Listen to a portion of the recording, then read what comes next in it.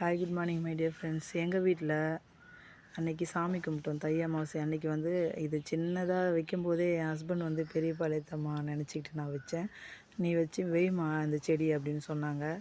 சாமியை நினச்சிக்கிட்டு வைக்க சொன்னாங்க, வச்சேன். அவர் முனுசாமி தாத்தா நினச்சிக்கிட்டாராம். ஸோ எந்த கடவுளாக இருந்தாலும் ஒன்று தாங்க. எல்லா சாமி கும்பிட்றதுமே உருவம் தான் வேறு, வழிபாடு எல்லாமே ஒன்று தான். கல் கும்பிட்றாங்க, மண் கும்பிட்றாங்கன்ற பேச்சுக்கே இடம் இல்லை. அவங்கவுங்க மனசுக்கு என்ன தோணுதோ அதை செய்யுங்க. யாருக்குமே ஒரு விஷயத்தை செய்யும்போது பயப்படாதீங்க. அடுத்தவங்களை நம்ம திருப்திப்படுத்தணும்னு நினச்சா கண்டிப்பாக இந்த உலகத்தில் யாரையுமே நம்ம திருப்திப்படுத்த முடியாது. மனுஷன் ஒரே ஒரு விஷயத்தில் தான் போதுன்னு சொல்கிறான். அது என்னன்னு பார்த்தீங்கன்னா, சாப்பிட்ற விஷயத்தில் மட்டும்தான் போதுன்னு சொல்லுவான். அதை தவிர்த்து நீங்கள் எதை கொடுத்தாலுமே எனக்கு இது போதுன்னு சொல்கிறதுக்கான வாய்ப்பே கிடையாது இந்த உலகத்தில். ஸோ எதை பற்றியுமே நீங்கள் கவலைப்படாதீங்க. எல்லாருமே நல்லதே நினைங்க, நல்லதே நடக்கும். அந்த அம்மனுக்காக ஒரு சின்ன பாடல்.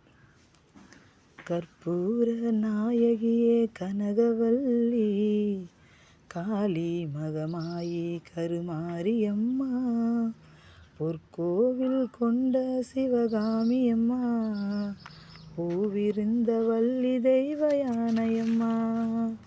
கற்பூர நாயகியே கனகவல்லி, காளி மகமாயி கருமாரியம்மா. நெற்றியிலே குங்குமமே நிறைய வேண்டும், நெஞ்சில் உன் திருநாமம் வழிய வேண்டும், கற்றதெல்லாம் மேன்மேலும் பெருக வேண்டும், கவிதையிலே உன் நாமம் வாழ வேண்டும் அம்மா.